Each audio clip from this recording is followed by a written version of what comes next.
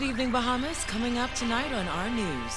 He's called here to Elizabeth Estates to investigate the second murder in just 48 hours. A 41-year-old man faces charges of possession of child pornography. The Menace administration is set to name the new members of the NHI board.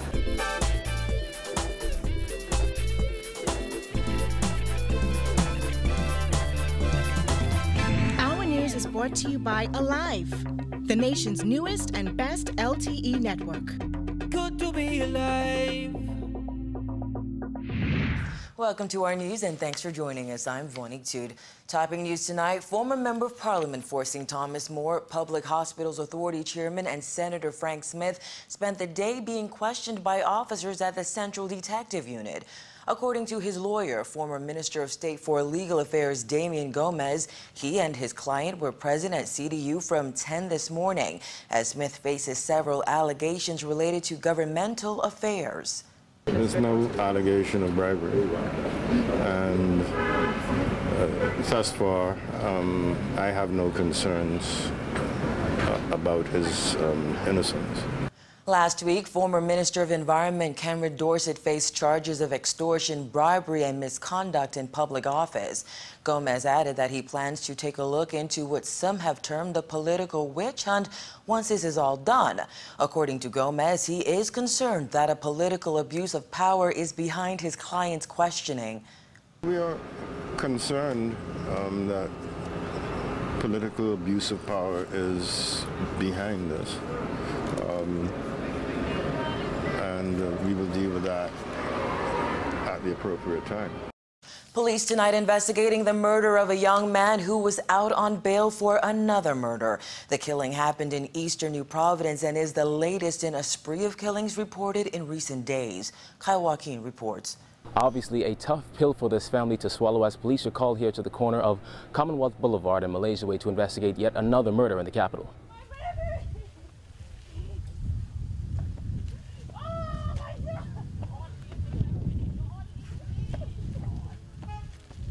Another mother left to bury her son and another child left without a father as a man is gunned down in Elizabeth Estates on the corner of Commonwealth Boulevard and Malaysia Way.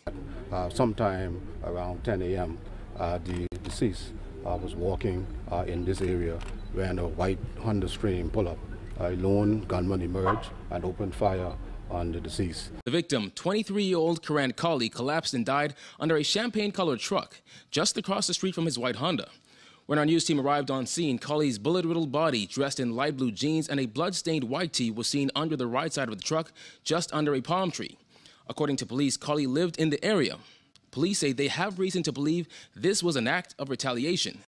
This individual is on bail for recent homicide 2014, and from all the parents' indication, it looked like some retaliation against the individual. During their search and inspection of the victim's white Honda sitting on the corner, police made another discovery, a large quantity of drugs. We got information that the vehicle is owned by the deceased, and we also got additional information that he may have had drugs in his possession. Hence, we conducted a search, and we found a large quantity of suspected marijuana within the interior of the vehicle, and that is under investigation. This is the fourth murder since Saturday, a stark contrast to July of last year when there were no murders. But as has been the case with many of these incidents, the victim was on bail for a serious offense. Chief Superintendent of Police Solomon Cash was asked what's being done to protect those individuals on bail. I would say that, it's a privilege to be granted bail in circumstances like this. However, I would want to advise those persons who are granted bail to remain in the confines of their home. That's the best advice that I can give them, because I'm of a view that if they're moving about freely, they may be a subject of being targeted. Despite these recent killings, Cash insists good, decent members of society need not fear. Decent residents who live in these areas need not have that sort of fear in themselves, knowing that they're safe. Kali's killing brings the murder count to 76 for the year. For our news, I'm Kyle Joaquin. Officers of the Central Detective Unit brought a 41-year-old Bahamian man before the magistrate's court today to face child pornography charges. This, however, is not his first time before the magistrate's court this year. Georgia Bain reports. A 41-year-old man is brought before the magistrate's court today to answer to 12 charges of possession of child pornography.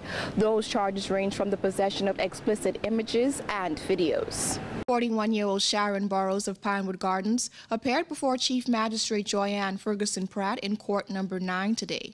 It is alleged that between April 2015 and April 2017, Burrows did have on his mobile phone a nude image of a female under the age of 18 or depicted as being under the age of 18 years, performing several sexual acts, including displaying her breasts and other private parts, performing sexual acts with a banana, having sexual intercourse with a male, and fondling herself.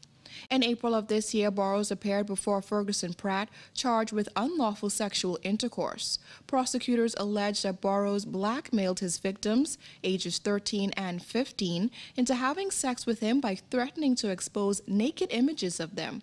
That case was fast-tracked to the Supreme Court. Today, Burrows entered a not guilty plea to all 12 charges. He was denied bail but can apply for bail in the Supreme Court. He was remanded to the Bahamas Department of Corrections and will return to court on September 13th. Reporting for R News, I'm Giorgio Bain. Members of the National Health Insurance Authority's board have been selected by the Minnis administration. Health Minister Dr. Dwayne Sands says government will release those names any day now. Our News can confirm the board will be headed by a well-known urologist. Jasmine Brown tells us more.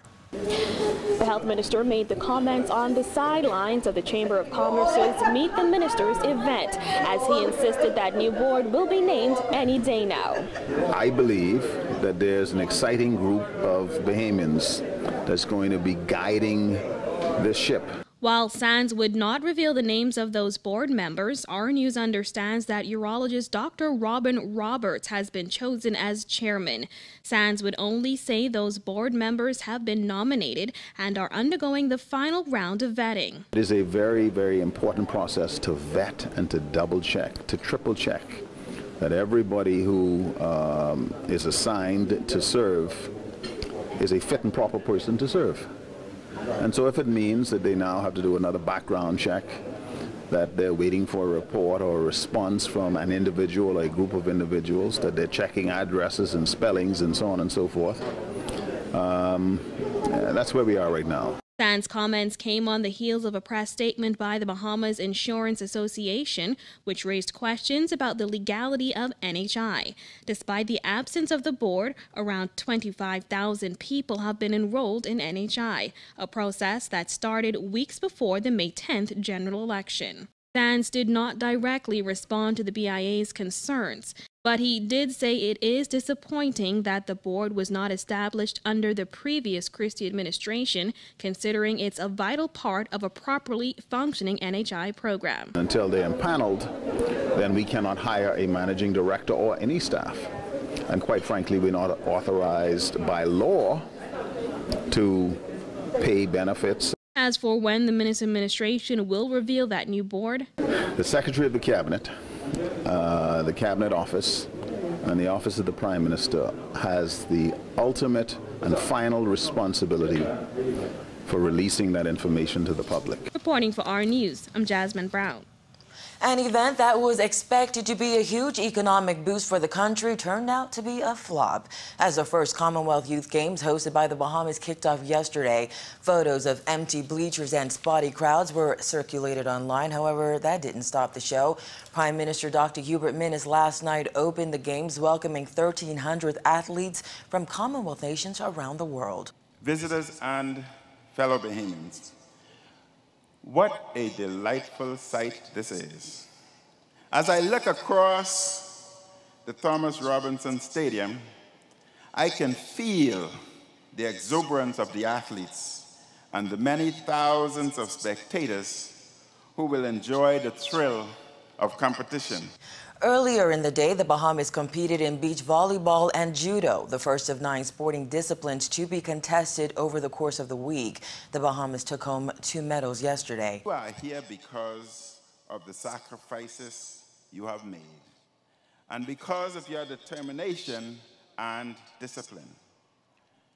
This has already made all of you winners and deserving of praise and admiration. Children under 18 can enjoy the games free of charge, and competition ends on July 23rd. This is the third major sporting event to be hosted by the Bahamas so far this year, following the FIFA Beach Soccer World Cup and the IAAF World Relays. Still to come on our news, nurses owed hundreds of thousands of dollars, plus what's happening with plans for a national intelligence agency. That's coming up after the break.